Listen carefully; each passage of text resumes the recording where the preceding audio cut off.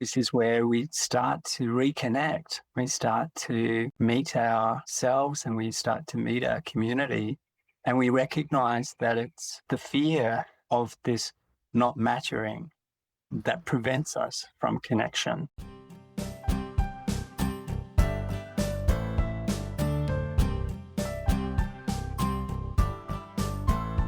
I'm Colleen Akiko, and this is We Be the Change. Conversations with people who help us remember who we are and how we might live from that remembering. This is part 3 of Our Inner Ecology, my conversation with artist, author, musician, craniosacral therapist, and retreat leader, Jhana Bowen. In this episode, we enter some tender territory, the fear that we don't matter. I share an experience in which I met a very young part of myself who carried that belief. Jhana and I explore what changes when sadness is no longer pushed away and given a home instead, and how the darker passages in a painting or a life can allow the whole thing to come alive. Here's our conversation.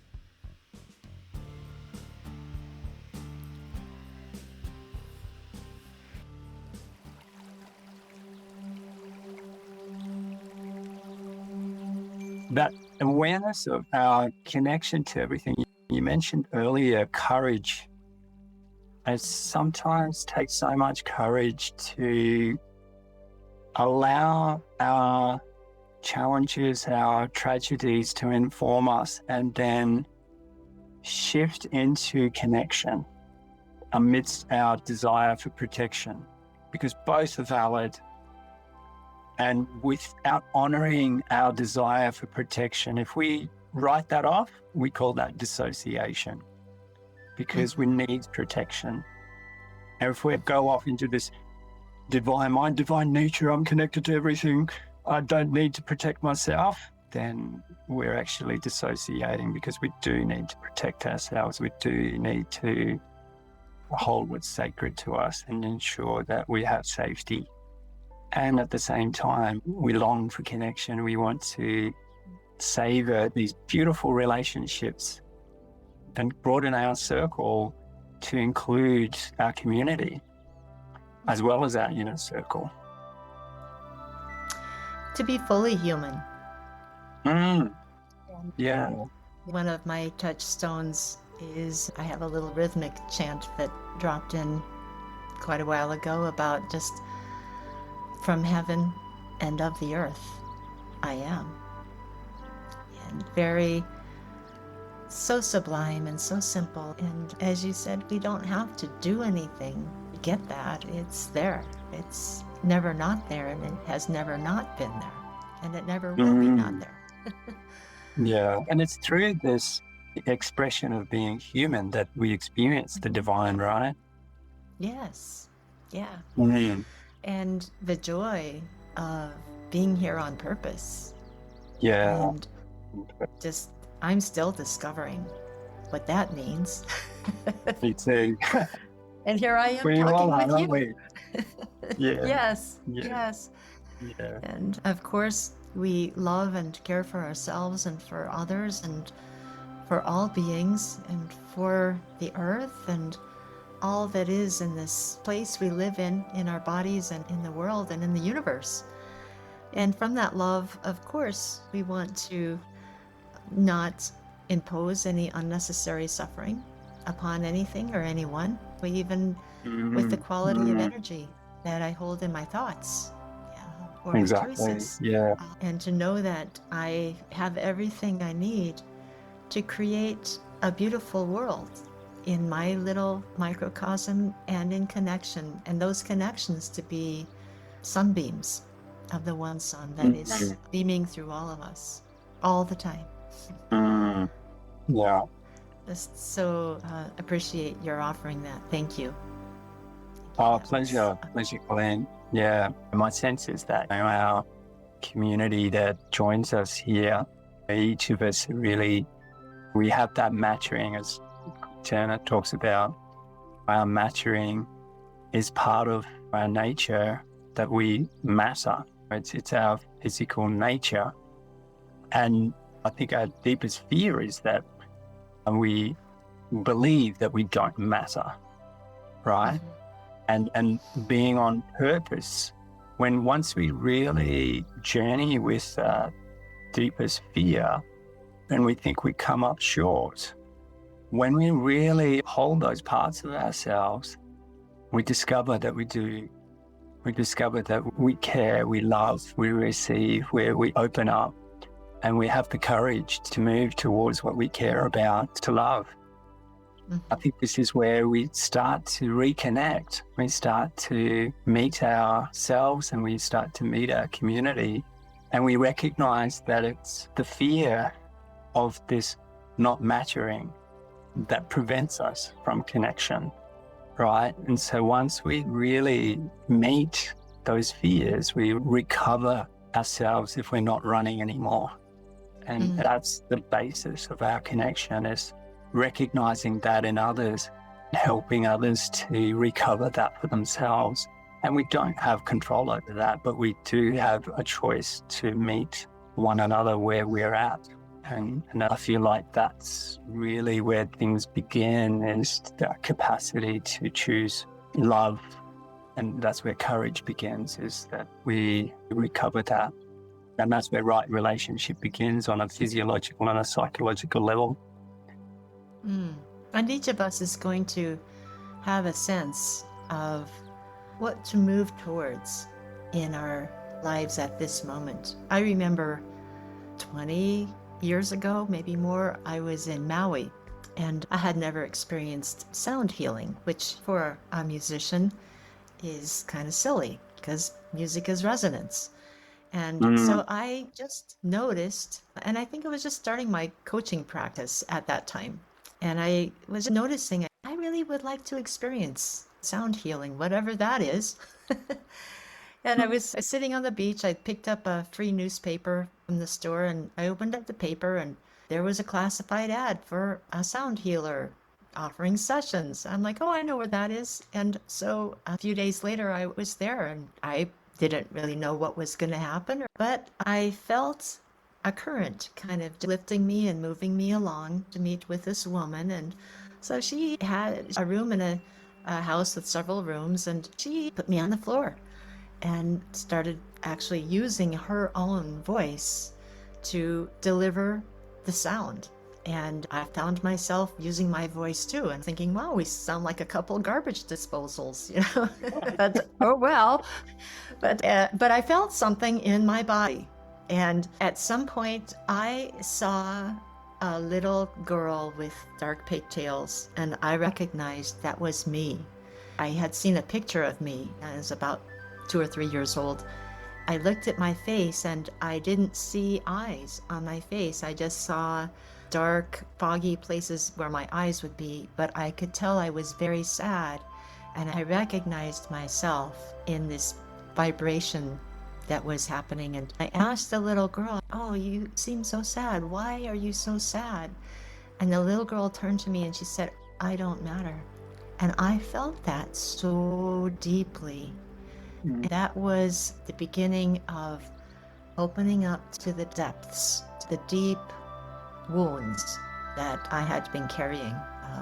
And I can't say that they just went away and everything was magical after that. No, but at least we connected. Yeah. And that was the start. And it was a beautiful connection. And we're still connecting. Yeah. Yeah. We all have, as you say, those parts in us that long to be heard and long to be seen. And what a gift we can give to ourselves to just hold them on our laps and love them and listen to them and look at them and let them look at us. That's all who we are. Exactly. And when we're not doing that, right, what happens is we then distract ourselves. Those parts of us then move into the unconscious, and then they play out. We go, I don't know why I'm doing this, why I keep running from the people I love and care about, or why I keep running from myself. Why can't I have meaningful bonds with people? Why do I exit relationships as soon as they start getting a little vulnerable or close. We start to see the patterns. Yeah. And then these pieces come back together once we really start journeying with these parts of ourselves, and we hold them, and we're able to reconcile those emotions. We're able to build bridges back like you did with your younger self, that little girl. And once those parts of ourselves come back home, and we're no longer distancing ourselves from that, or it's no longer in our unconscious, we integrate that. And that part of us then, say for instance, it's that deep sadness. That little girl was really sad. Now sadness has a home. Now sadness doesn't get pushed out, and it doesn't take over once it's triggered. It's actually, oh, I feel sad. Okay, that's all right. I get to be with this right now, instead of pushing it. No, it's not allowed to be here. I don't want to feel sad. It's actually okay. It informs us of what we love, who we love. And there's such a sweet, deep peace, even in the sadness, that is present in that sadness. Yeah. And from there, that acceptance and that appreciation and that love, it makes it so much easier to be in relationship with others, especially those who are difficult, because they're mirroring back those parts of us that are still wanting to be seen and reconciled. And I think that it's really those difficult places that teach us the most. It's not that we go out to have difficult experiences. I don't think that's how we really operate, but those difficult experiences are usually where we tend to grow so much. No decent movie ever has no difficult experiences. No story of triumph ever goes without a very difficult experience, or any decent piece of music doesn't usually, usually has some kind of, And I think you were talking earlier about you creating art, that there was this transformational element, bringing the darkness in. You created, and I've noticed that significant pieces of art required transformation. The paintings that I created for the Leap of Faith series, there were so many layers underneath it that were absolute failures. They were absolute tragedies that did not turn into a masterpiece, but I kept going, and I kept going, and I kept going. And it was the presence that I brought to every brushstroke. And this is a metaphor for life. We bring presence to what seems like absolute trash. And life is not trash, but sometimes we think we are. Sometimes this idea that we don't matter appears to be so real. This concept that we are totally inadequate seems so concrete. And yet we bring this undiluted presence to living each moment, even if it feels like nothing is worth it. And we just keep showing up. And that's when our lives become a masterpiece, because we're just here in this moment, just here right now. I'm showing up in this relationship, even when I have no idea what's next.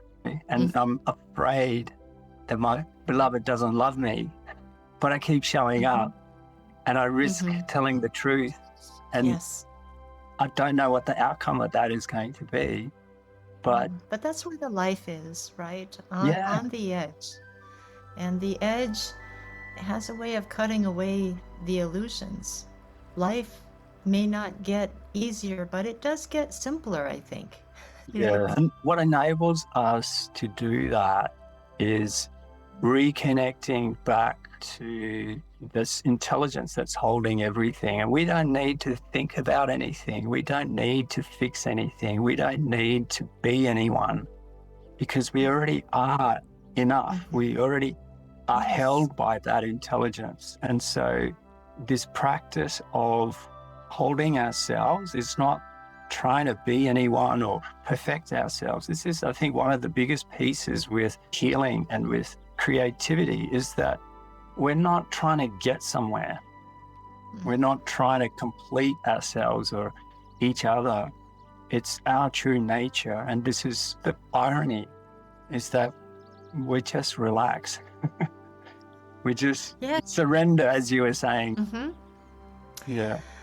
I'm amazed at how many times I return to the same knowing, just to know again. It may be a little bit of a different facet of the knowing, but I'm not knowing anything different. And yet it's an infinite knowing. Mm-hmm. And here we are in these finite bodies that are going to go through their cycles. And there's nothing that we can do to stop that or that we should do. And yet what a gift to be experiencing this in our bodies.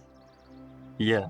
Yeah. And that infinite knowing, Colleen, that holds the doubt, that holds the uncertainty, that holds tragedy and everything else. Yeah. So another real simple chant that I've probably made up different versions of is basically, I am here, all is well. It comes in different ways. I may feel that in different parts of my body as I think or sing that.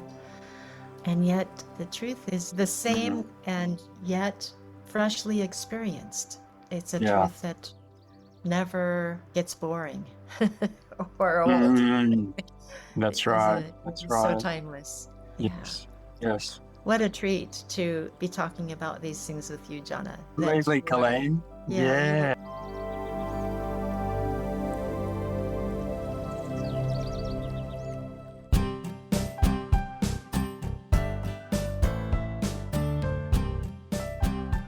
You've been listening to part 3 of Our Inner Ecology, my conversation with Jhana Bowen. Big thanks to Jhana for the clarity and tenderness that he brings to these places that we so often avoid. Perhaps there's one question to carry with you.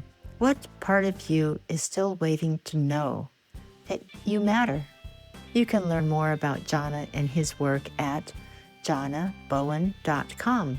That's JHANABOWEN.com.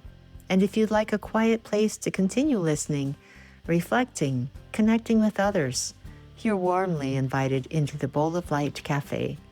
You can find it through songrise.live, SONGRISE.LIVE. I'm Colleen Akiko. Thank you for being here. See you soon.